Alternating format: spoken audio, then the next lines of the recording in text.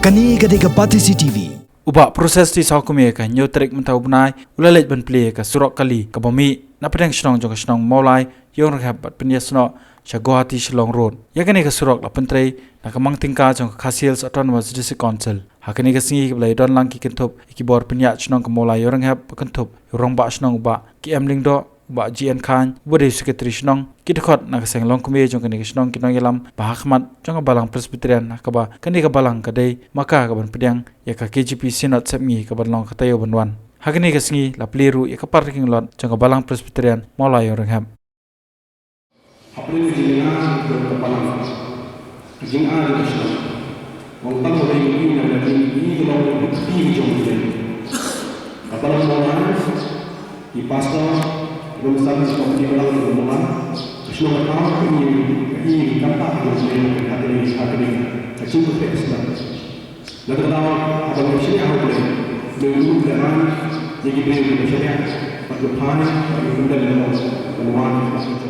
Haka juga sengi buat proses ulalai tu banjungo ya kajaka ke ban pelong ya kajingyasang Synod hamolai umsing haka bala saki pa kajingpan kre kani kajingyasang kanang ya syashan nakalian yung ang sokamen kalong ba makani kajing tre ya kabang ilang lasdang kalong ha lasdang kalong nakabanta kalong kani ka sisi motorable road ni napo na gate number 2 jung ni hu de mensua kani kajaka kani ka penhor dikti sudah kadega kalau bagi arep riang di kumtu mata paling lasiang ya kan digalti mangali iba kan digalti pemulong matahi ka kala jendep de gajing sya kalau nakaliang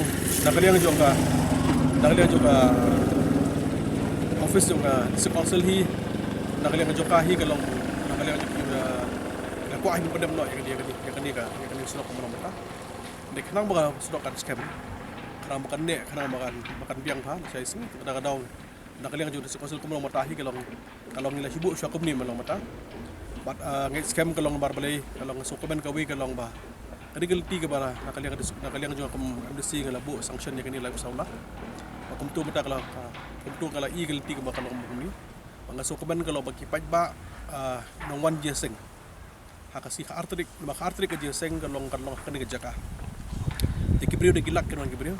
Parang sokoman kalong bagi kamtame kalong ba. Baro aktik prabunget gimon dia seng kalong kalayo kalong ya kabaniya ya digelti. Kimdon kamsyo kalong manakali ang jongki kalong ba. Baniya lambak penhor. Lambak akti lambak ohor. Parga jabo kabadon de jaka dengan scam kalong ba nakajing lak pendep ya ni jaka. Scam kali gila baniya kibriyo gila baniya. Ki prabunget gila banwan nang sumasan.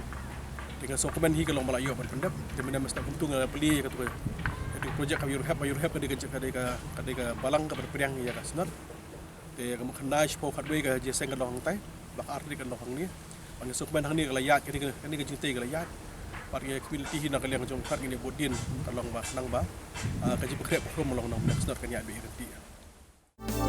Kani gadega Pati CCTV.